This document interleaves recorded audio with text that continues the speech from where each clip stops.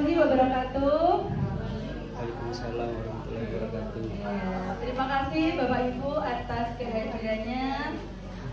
Yang terhormat kepada Bapak Ibu Wakil Kepala Sekolah, kepada yang terhormat Bapak Ibu Guru, rekan seperjuangan yang sangat saya cintai. Pertama-tama marilah kita panjatkan puji syukur atas kehadirat Allah Subhanahu wa Ta'ala yang telah melimpahkan rahmatnya sehingga kita dapat berkumpul dalam kegiatan diseminasi atau penyebaran pemahaman dan penerapan budaya positif di sekolah.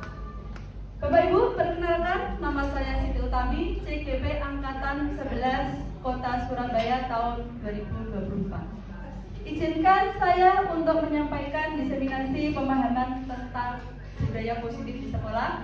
Sebelumnya, karena ini adalah Hari Pramuka, mari bersama-sama kita tepuk pramuka dulu ya, supaya suasananya tidak kaku. Oke, tepuk pramuka.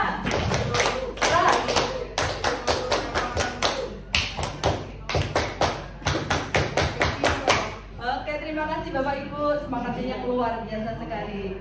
Bapak Ibu, kita mulai ya. Jadi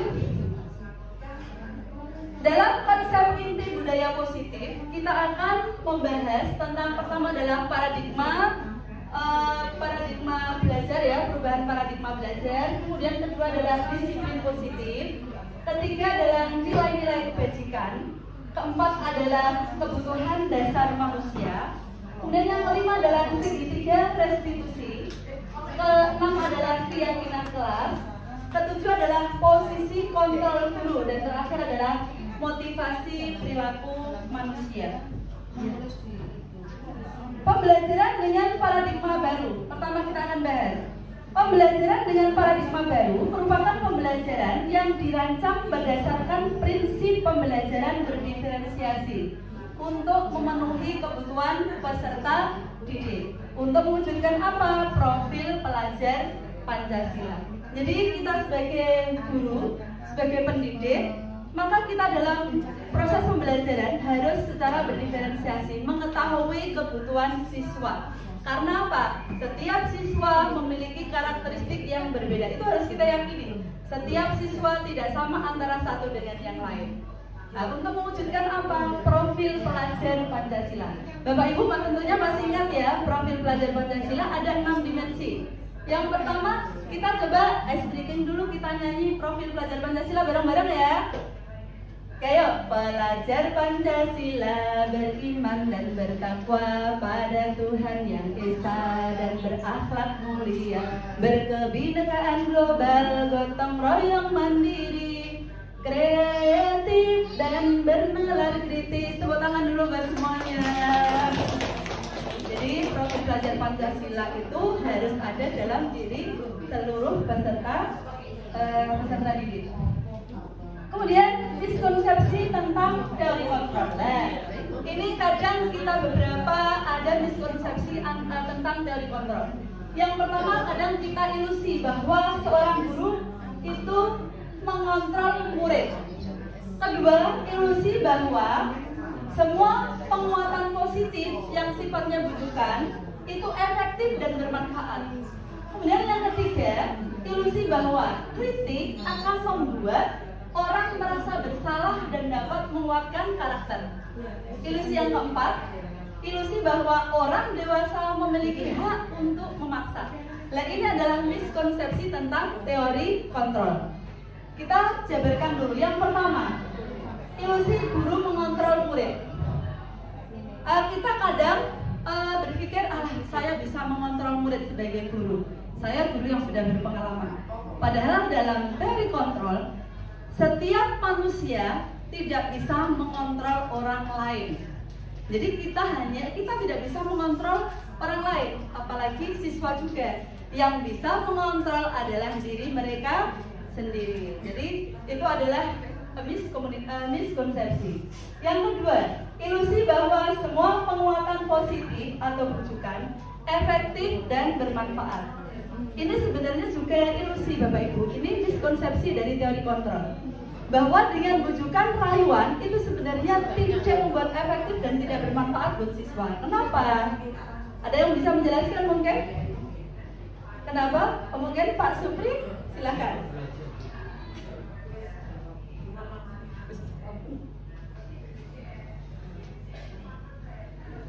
Terima kasih Bu. Oh ya. Jadi kenapa dikatakan bahwa memberikan rujukan itu dianggap sebagai satu ilusi, karena memang di dalam diri seorang individu ataupun siswa itu tidak didasarkan pada kesadaran dari di dalam diri atau kesadaran intrinsik. Nah, semua itu hanya kalau memang didasarkan pada kesadaran atau dibangun secara eksternal, itu tidak bisa untuk membangun sesuatu kesadaran yang benar-benar dihayati dan didalami oleh siswa untuk membangun sesuatu yang lebih baik. Iya, tepuk tangan dulu buat Pak Supri, luar biasa sekali jawabannya ya. Betul sekali bahwa ilusi tentang bahwa penguatan positif bersifat rujukan itu adalah efektif dan bermanfaat itu sama sekali tidak benar. Karena apa? Tidak bersumber dari hati nurani, bukan motivasi intrinsik. Katakan, ambil contoh, anak ketika diberi rayuan atau bujukan atau nanti kalau kamu ngepel kelasmu nanti kamu tak traktir, atau kamu kalau nanti ini ada lomba kebersihan kelasmu rapi, nanti ibu-ibu ajak kalian makan atau tak kasih reward misalkan. Itu anak itu sebenarnya tidak efektif ya, tidak bermanfaat. Kenapa? Anak akan selalu terpacu melakukan sesuatu karena dorongan orang lain, bukan dari kesadaran dirinya. Nah itu yang kita harus kita tanamkan, bahwa ilusi bahwa semua penguatan positif itu berupa rujukan adalah tidak efektif dan tidak bermanfaat. Kemudian yang ketiga, ilusi bahwa kritik akan membuat orang merasa bersalah dapat menguatkan karakter. Itu juga ilusi, berarti dipatahkan oleh teori kontrol. Kenapa Bapak Ibu? Karena ketika mengkritisi anak, misalkan, nak, bajumu itu loh kok lungset, nggak disetrika sih, bajumu nggak dicuci, katakan seperti itu. Mungkin Bapak Ibu beranggapan kalau itu membangun.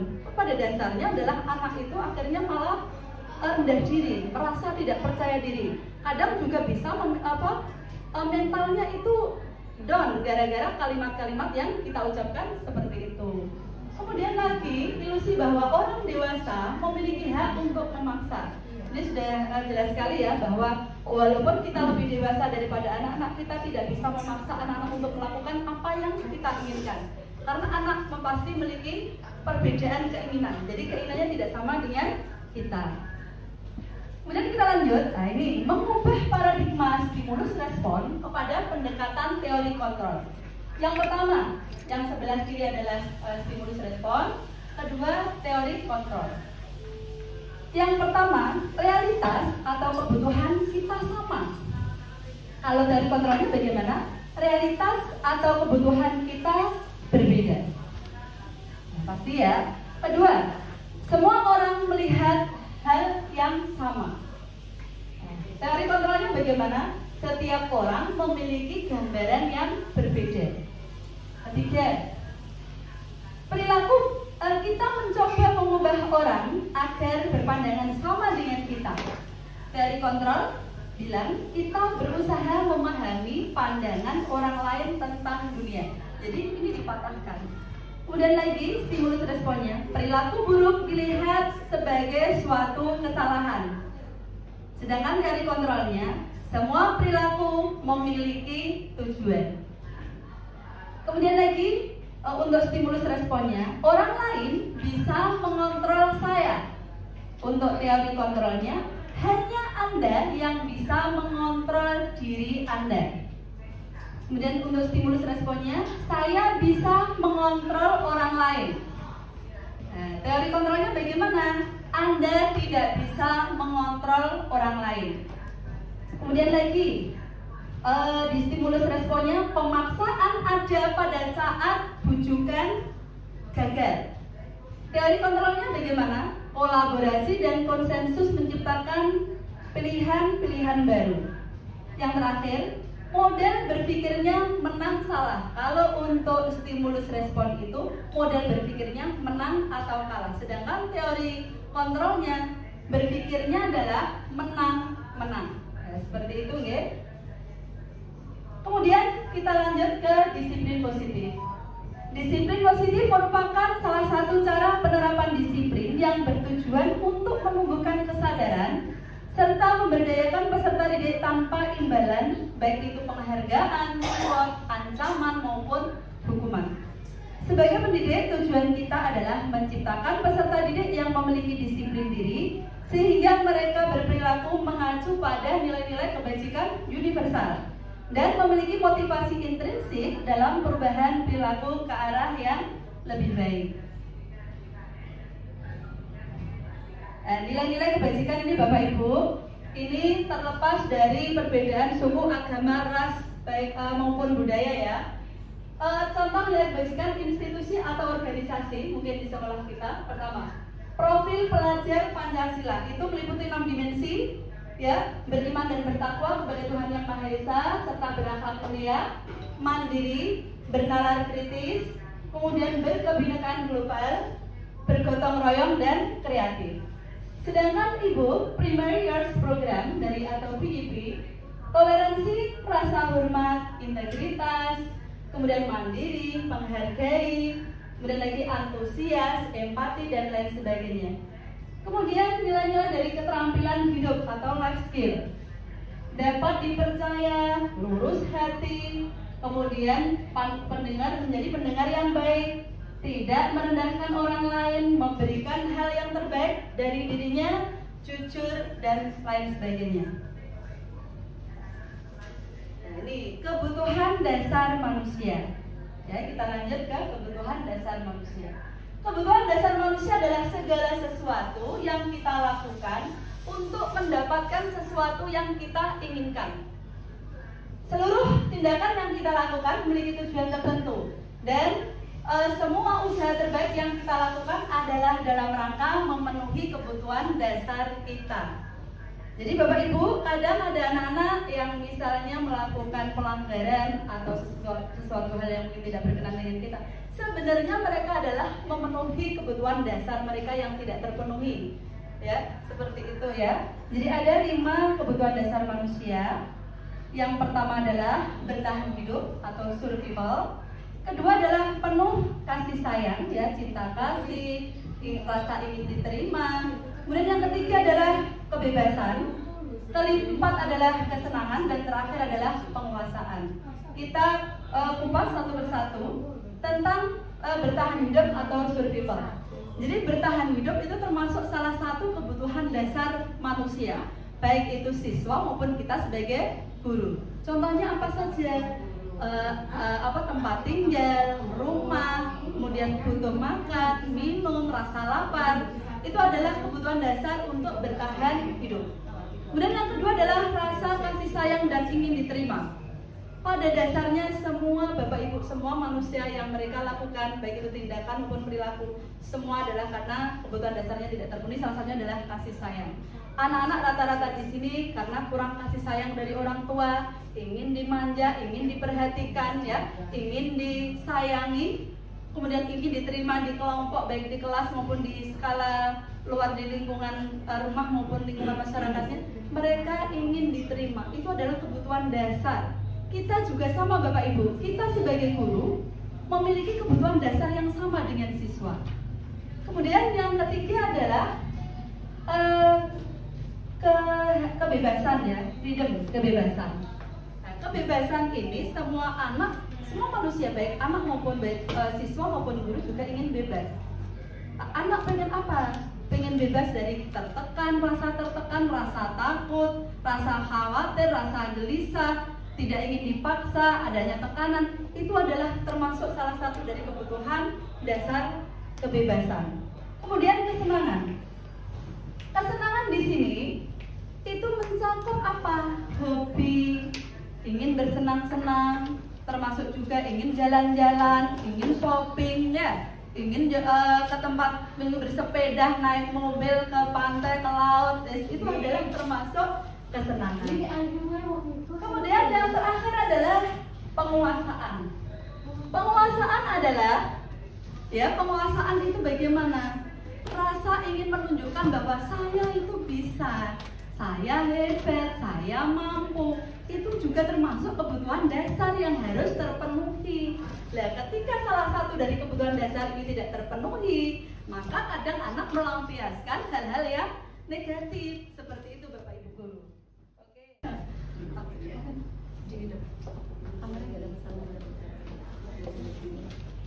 Oke Bapak Ibu, kita lanjut ya. Sekarang adalah motivasi perilaku manusia. Nah, motivasi perilaku ini ada dua Bapak Ibu, ada motivasi intrinsik dan motivasi ekstrinsik. Motivasi intrinsik, mungkin barangkali ada yang bisa menyampaikan apa sih motivasi intrinsik dan ekstrinsik? Mungkin Bu Deni, silakan. Ya, silakan.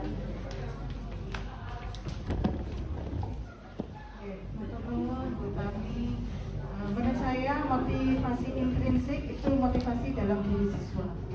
Nah, motivasi dalam diri siswa adalah motivasi bagaimana dia bisa mengaktualisasikan dirinya. Dia ingin seperti apa itu harusnya sebagai guru kita bisa berusaha untuk menyelami, untuk menghargai, kalau bisa mengeksplor apa yang menjadi motivasi intrinsik dalam diri siswa. Sedangkan motivasi ekstrinsik itu berarti di luar. Nah, itu yang perlu kita upgrade sebagai guru.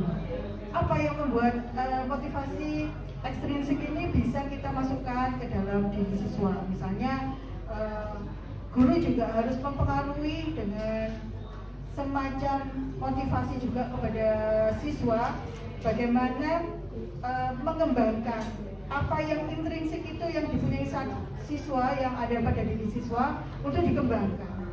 Jadi kemampuan guru yang siswa berada di lingkungan siswa itu dapat dikembangkan kepada diri siswa. Misalnya kepingin siswa intrinsiknya itu sebenarnya dia anaknya kepingin maju, anaknya suka mengeksplor pada kegiatan-kegiatan lingkungan misalnya.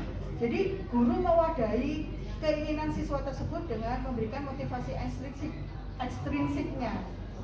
Jadi sehingga motivasi intrinsik bisa sejalan dengan ekstrinsik karena berada pada satu jalur yang sama, sehingga siswa dapat berkembang dengan lebih baik. Tepuk tangan dulu buat Bu Deni. Terima kasih. Ya. Ini Bu Deni sangat luar biasa sekali, guru penggerak dan calon kepala sekolah. Insya Allah nggak lama lagi sudah calon kepala sekolah di SD, mungkin bahkan jadi pengawas. Terima kasih Bu Deni sudah saya tepuk tangan dulu.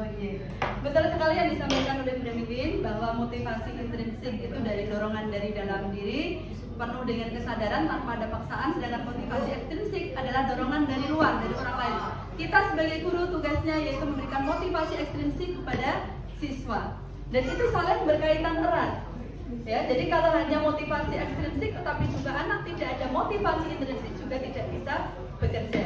Jadi artinya sama-sama memang harus saling berkaitan erat. Kemudian contoh dari motivasi intrinsik, ya, motivasi perilaku manusia yang motivasi intrinsik ini untuk menjadi orang yang mereka inginkan, ya, dan menghargai diri sendiri dengan nilai-nilai yang mereka yakini. Kemudian motivasi ekstrinsik, dorongan dari luar itu, satu, untuk menghindari ketidaknyamanan, yang kedua, untuk mendapatkan imbalan atau penghargaan dari orang lain. Kemudian seringkali saat sebelum kurikulum merdeka ini kadang kita masih menggunakan kata-kata hukuman atau konsekuensi. Tapi alhamdulillah di sekolah kita tidak ada hukuman, ya. Yang ada adalah konsekuensi. Nah, ini kita akan kupas perbedaan antara hukuman konsekuensi dengan namanya restitusi. Oke, kita pertama adalah tentang hukuman. Hukuman satu, tidak terencana atau datang secara tiba-tiba. Kedua, murid tidak tahu apa yang akan terjadi atau tidak dilibatkan. Ketiga, bersifat satu arah. Keempat, berupa hukuman fisik atau psikis. Kemudian konsekuensi sendiri, yaitu secara terencana, sudah disepakati bersama sesuai peraturan. Kedua, murid tetap tidak dibuat nyaman. Nah ini, jadi konsekuensi murid ternyata masih tetap tidak dibuat nyaman. Kemudian terakhir adalah sikap guru selalu memonitor siswa. Jadi sikap guru itu selalu mengawasi siswa. Restitusi di sini yaitu proses menciptakan kondisi bagi murid untuk memperbaiki kesalahan. Sedangkan proses kolaboratif yang mengajarkan murid untuk mencari tahu solusi permasalahan tersebut. Jadi kita sebagai guru tidak memberikan solusi, tapi anak-anak kita ajak berpikir bagaimana mencari solusi dari kesalahan kamu nak, seperti itu. Jadi kita libatkan siswa juga untuk berpikir, oh mereka mencari solusi seperti ini, kita hargai karena mereka sudah ada usaha. Seperti itu ya Bapak Ibu. Kemudian kita lanjut. Ini ada kuis. Bukan kuis Bapak Ibu. Ini nanti supaya kita bisa memahami apakah itu konsekuensi atau sanksi ataukah ini berupa hukuman. Yang pertama, pernyataan pertama. Mencatat 100 kali di dalam buku kalimat saya tidak akan terlambat lagi untuk terlambat ke sekolah. Nah, ini Bapak Ibu. Ini masuk sanksi atau konsekuensi, sama ya, sanksi atau konsekuensi, atau berupa hukuman kalimat seperti ini. Apa? Hukuman. Kita coba buka ya Bapak Ibu. Deng. Jawabannya adalah sanksi atau konsekuensi. Kenapa sanksi atau konsekuensi? Di sini mencatat 100 kali karena karena terlambat ke sekolah. Ini adalah konsekuensi ya, karena sudah ada kesepakatan. Ya, kita lanjut lagi. Lari mengelilingi lapangan basket 2 kali karena terlambat hadir di sekolah. Ini termasuk hukuman atau konsekuensi?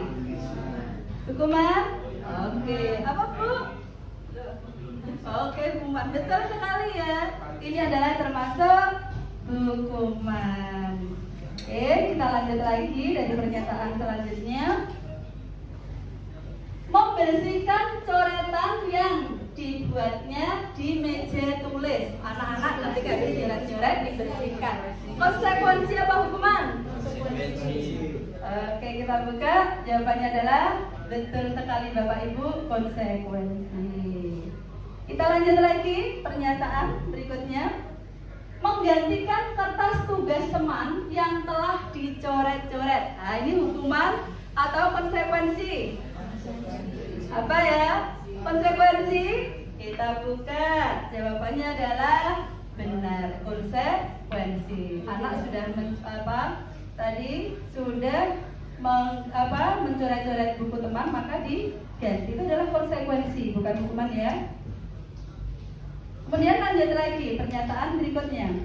Berjemur di lapangan basket pukul 12 siang karena mengobrol dengan teman.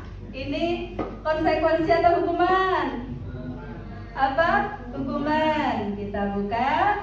Jawabannya adalah betul sekali Bapak Ibu, hukuman.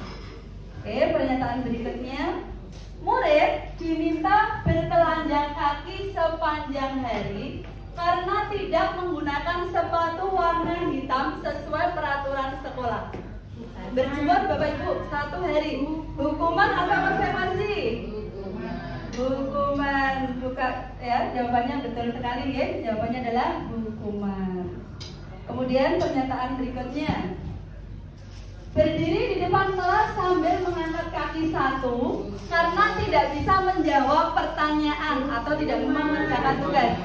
Hukuman, kita buka. Jawabannya betul sekali, hukuman. Luar biasa, tepuk tangan dulu buat Bapak Ibu. Ya Allah, luar biasa alusnya ya. Oke, lanjut lagi.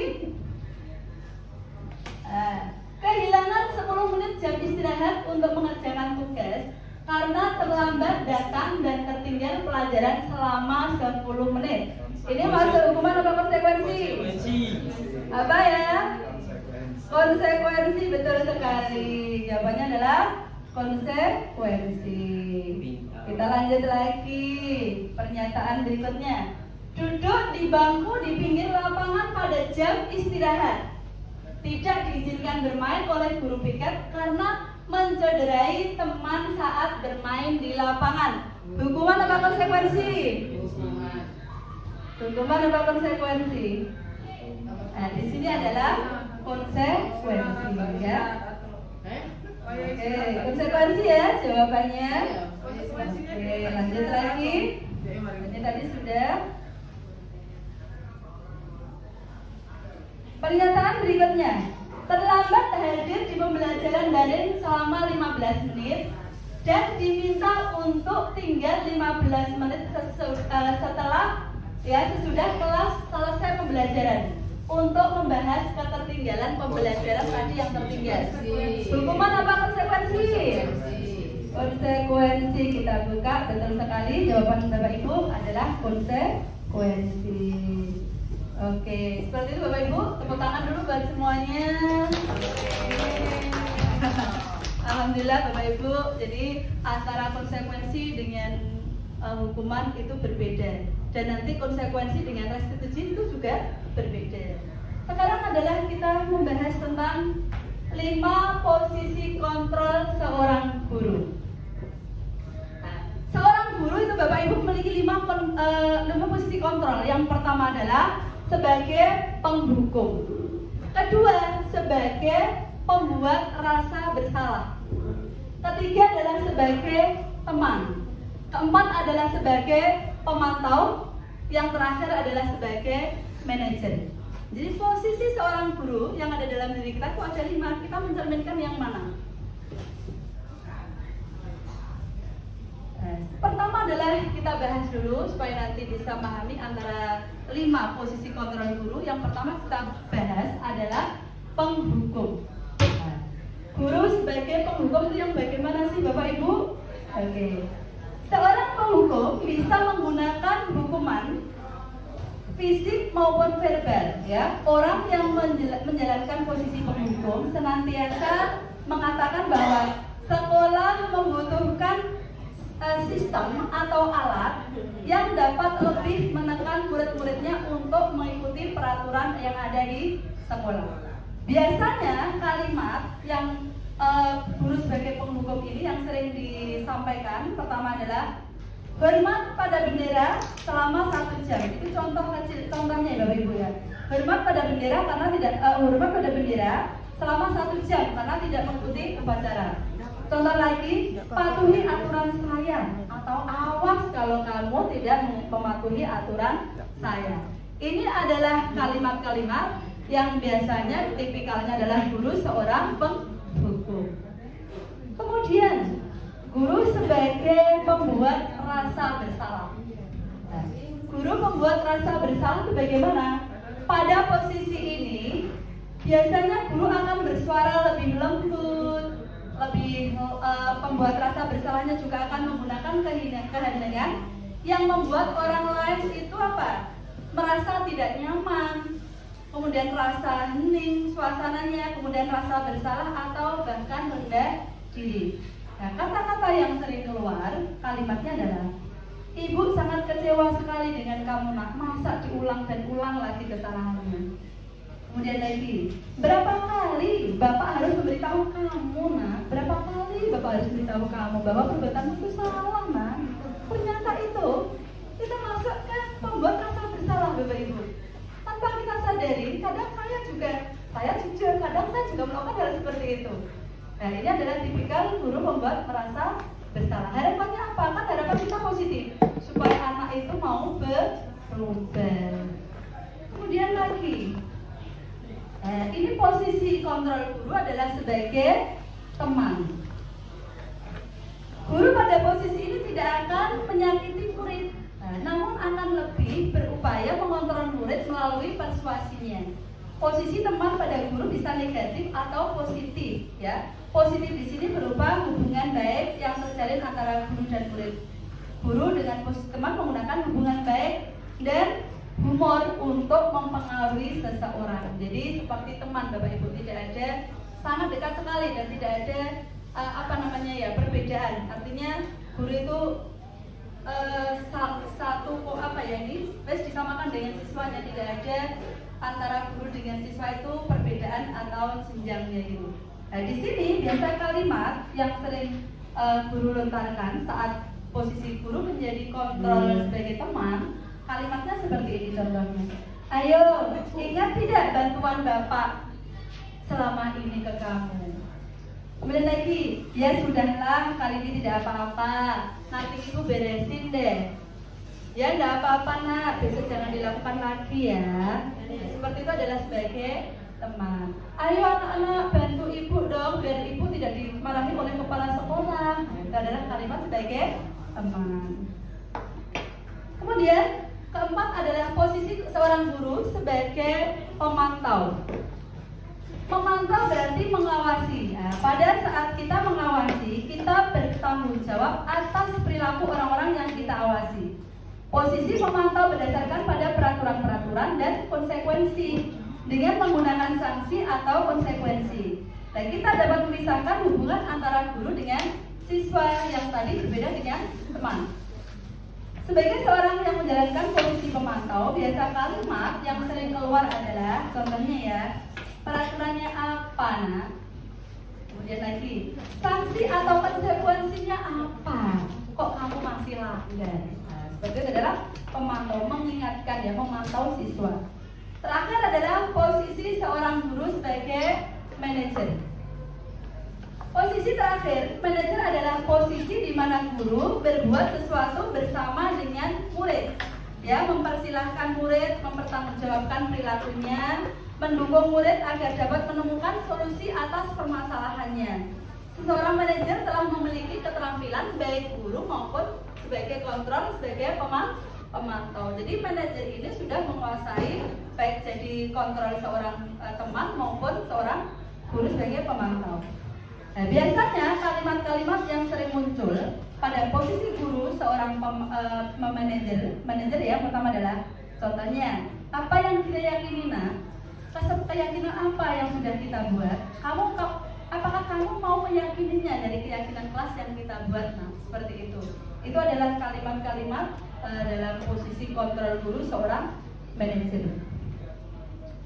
Nah, keyakinan kelas, kita lanjut ke keyakinan kelas. Mengapa keyakinan kelas?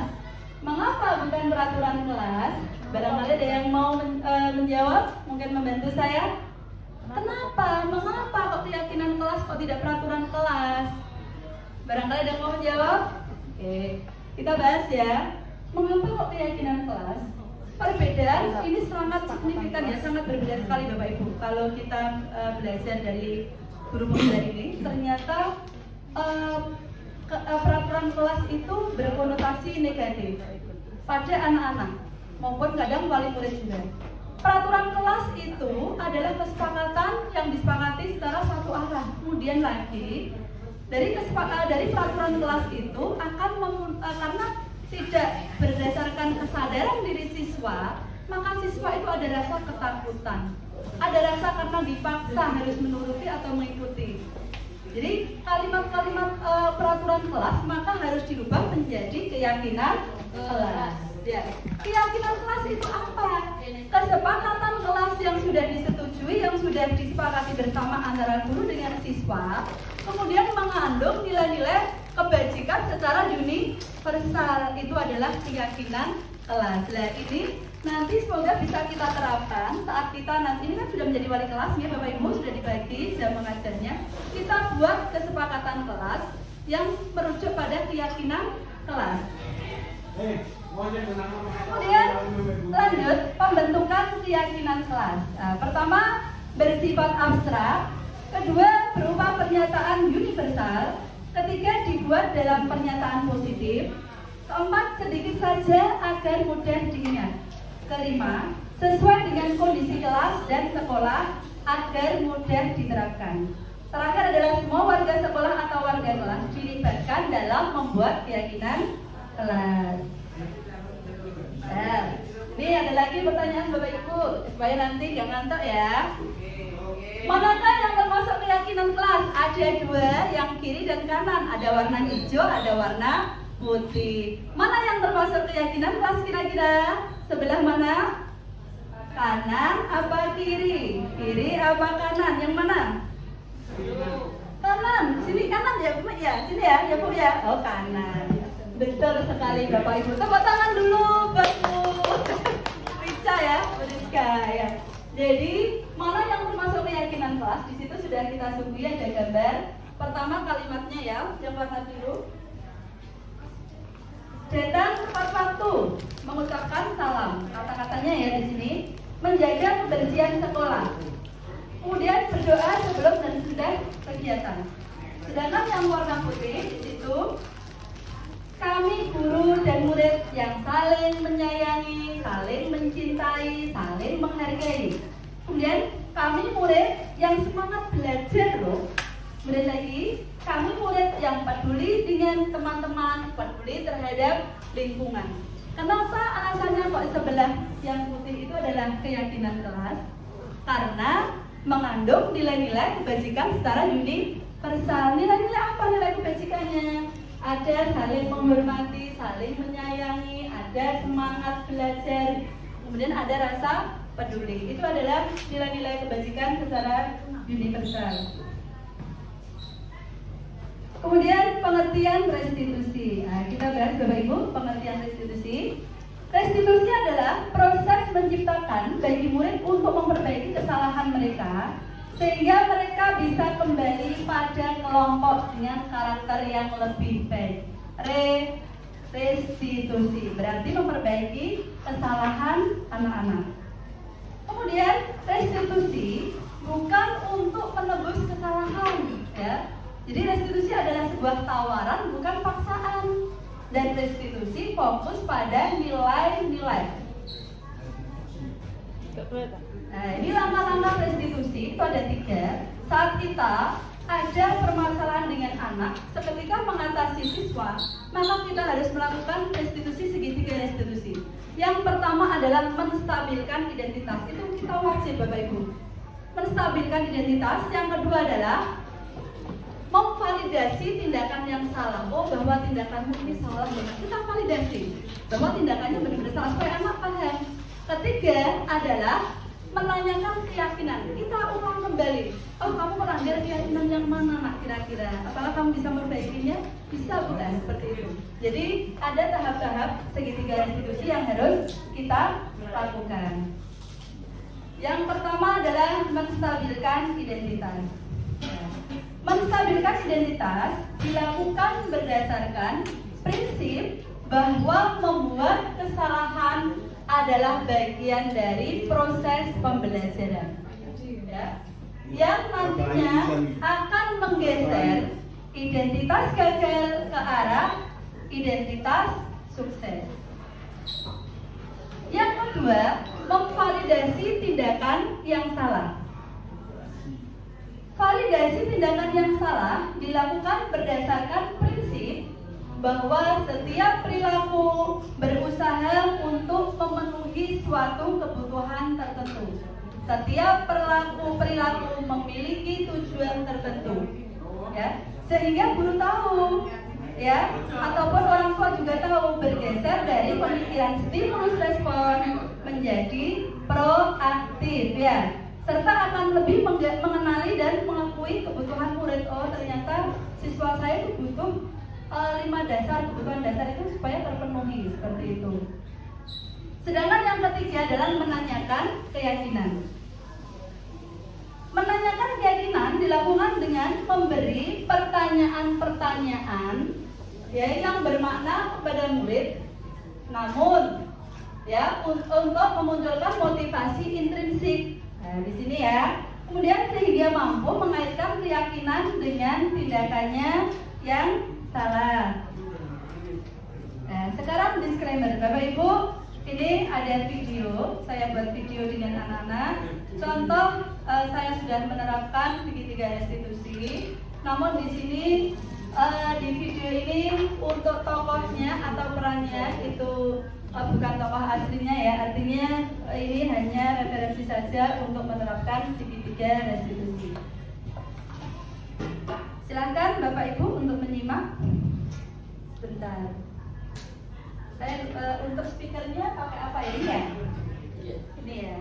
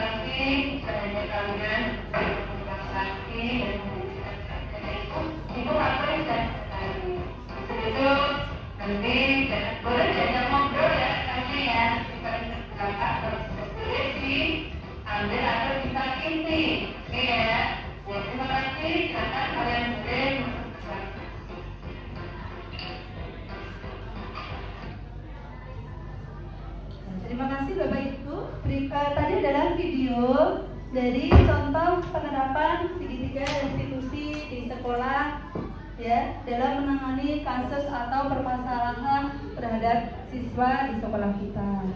Nah, kemudian sebelum saya tutup, barangkali Bapak Ibu ada yang mau ditanyakan, monggo.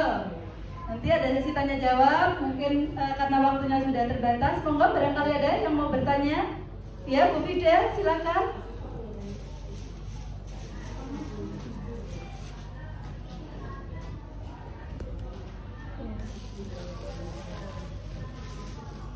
Ya, terima kasih Bu Uut. Yang ingin saya tanyakan, apa kira-kira yang akan dilakukan Bu Uut bila ternyata anak itu sudah diperlakukan dengan segitiga restitusi, tapi anaknya itu masih mengulang kesalahan yang sama. Terima kasih. Tepuk tangan dulu buat Bu Fida ya. Terima kasih ya. Terima kasih Bu Fida, pertanyaannya sangat luar biasa sekali. Dan ini juga yang saya tanya-tanyakan. Kebetulan kemarin saya sempat saat di ruang elaborasi pemahaman yang dipimpin oleh Bapak Gunawan ya Pak ya.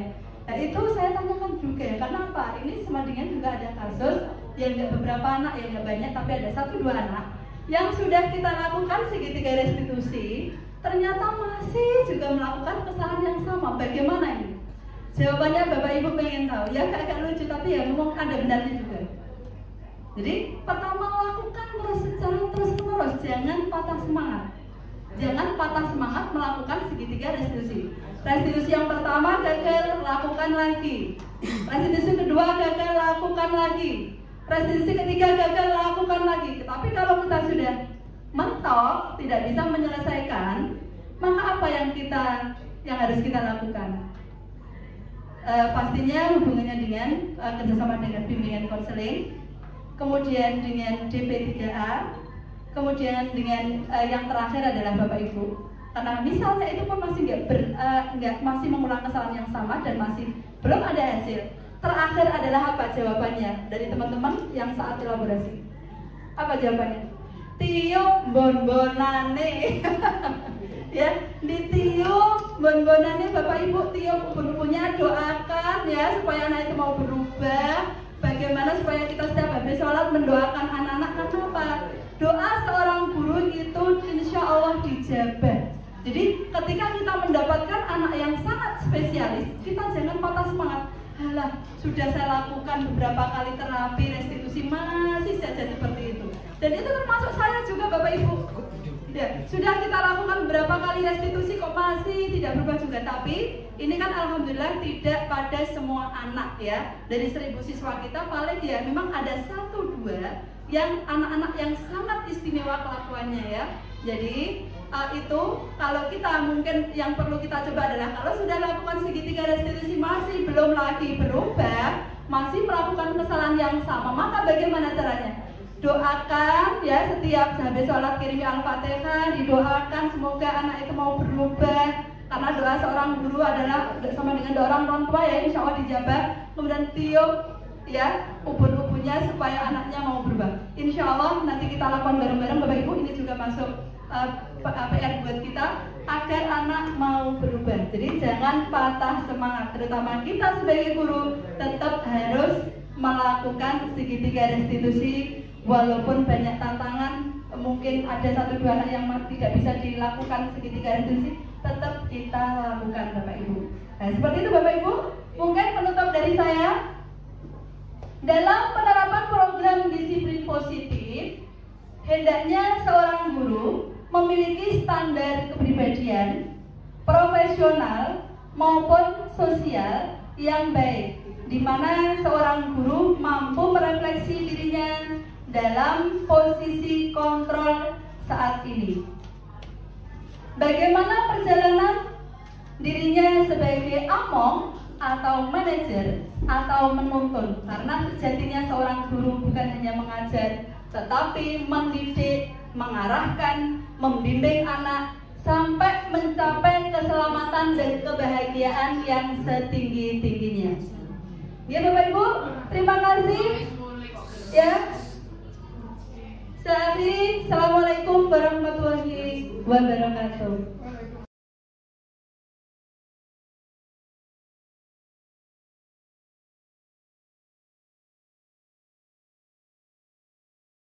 Assalamualaikum warahmatullahi wabarakatuh. Waalaikumsalam warahmatullahi wabarakatuh.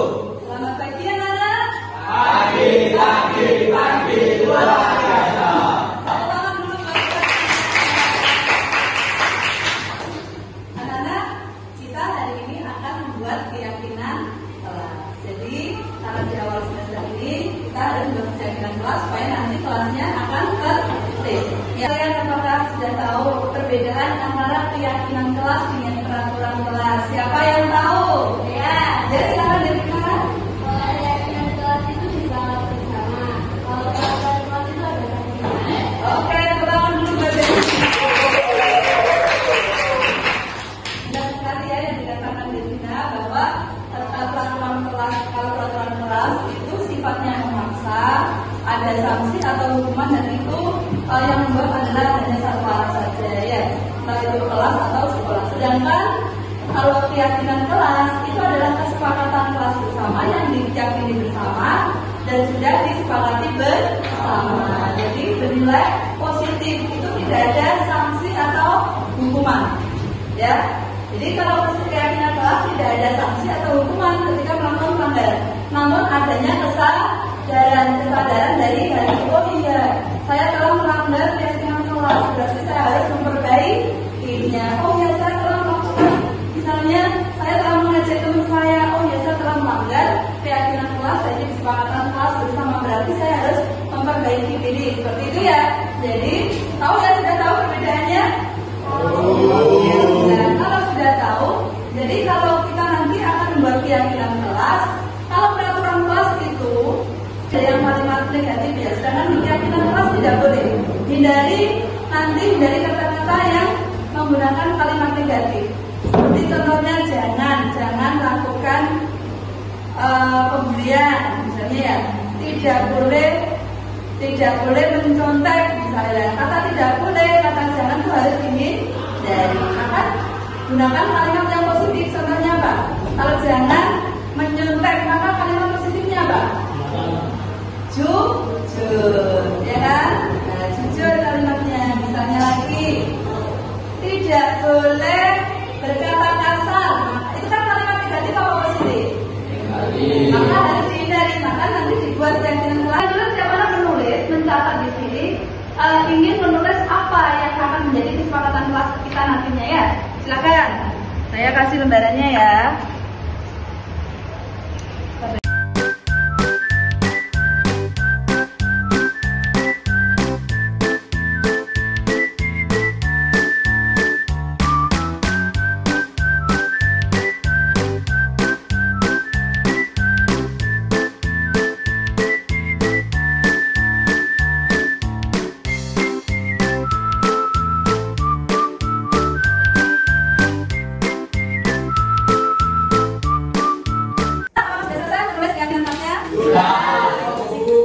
Sudah semuanya. Jika sudah semuanya, silakan satu persatu menempel di bibir ini di atas yang ada tulisannya keyakinan kelas. Silakan ditempel semuanya. Silakan.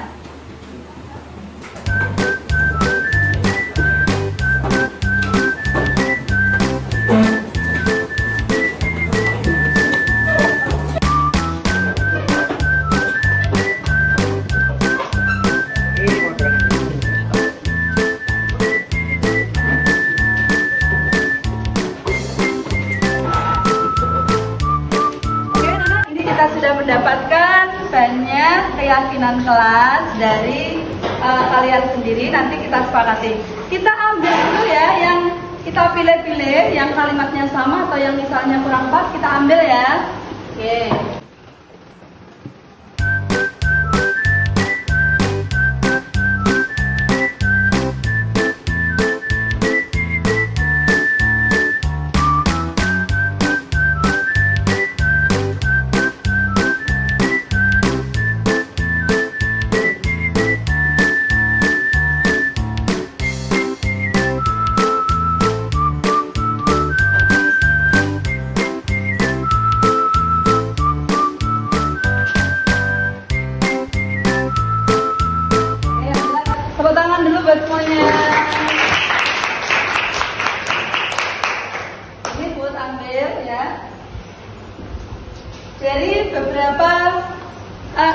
Kemudian ini kita sudah pilih ya, keyakinan kelas. Yang pertama adalah pulang tepat waktu. Kedua, jujur, berkata sopan dan saling menolong. Ketiga, mengikuti KBM dengan perasaan senang. Keempat, fokus dan memperhatikan pembelajaran. Kelima, menjaga kebersihan dan kerapian kelas, menciptakan kenyamanan dan keamanan kelas. Kemudian selanjutnya disiplin, kemudian membawa tumbler dan tepa makan. Kemudian apa lagi? Mengumpulkan tugas tepat waktu. Kemudian membawa buku sesuai jadwal. Piket tepat waktu. Jujur dan sopan. Kemudian saling menyayangi antar teman. Ini sepakat enggak? Oke, tangan dulu buat semuanya. Ini berarti kesepakatan ini sudah kita kesepakati, keyakinan kelas kita sudah buat dari kesepakatan kalian semuanya. Nah sekarang kalian saya minta untuk semuanya tanda tangan bahwa kalian setuju terhadap keyakinan kelas ini. Ya, kalau setuju berarti artinya mau mentaati, mau menjalankan. Ya, jadi penuh dengan kesadaran tidak? Ya, sepakat ya? Silakan nanti satu persatu langsung mengisi tanda tangan di sini ya. Kalian saya minta untuk mengisi tanda tangan di sini sebagai bukti bahwa kalian sudah setuju terhadap keyakinan kelas yang kita buat. Silakan tanda tangan. Langsung maju aja Mbak Devina. Ya, di namanya dicari Devina ya.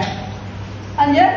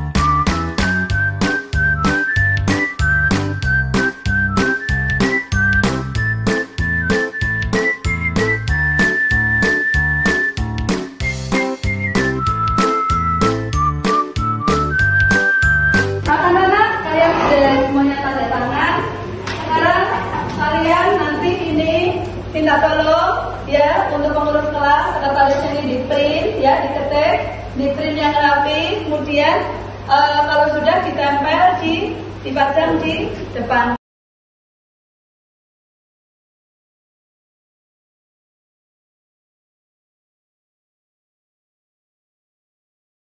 Assalamualaikum warahmatullahi wabarakatuh. Nama saya Kamila Berkes Alkatiri dari Sunda. Assalamualaikum warahmatullahi wabarakatuh. Nama saya Bisa Zalian Zayan, kelas 9N. Assalamualaikum warahmatullahi wabarakatuh. Nama saya Sekarang Berbuka dari kelas 9N. Assalamualaikum warahmatullahi wabarakatuh. Nama saya Muhammad Lam Saputra dari kelas 9N. Assalamualaikum warahmatullahi wabarakatuh. Nama saya Fernando dari kelas 9N. Assalamualaikum warahmatullahi wabarakatuh. Nama saya Titi Saputra dari kelas 9N. Assalamualaikum warahmatullahi wabarakatuh. Nama saya Sama Zara, kelas 9N.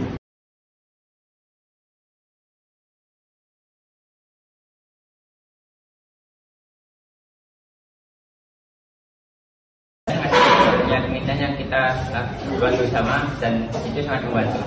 Saya senang dengan keyakinan kelas yang kami buat bersama karena itu sangat membantu untuk kelas kami. Saya sangat senang dengan keyakinan kelas yang dibuat kami dengan Bu Uut karena membantu kami lebih disiplin. Terutama saya sebagai ketua kelas sangat terbantu oleh keyakinan kelas ini.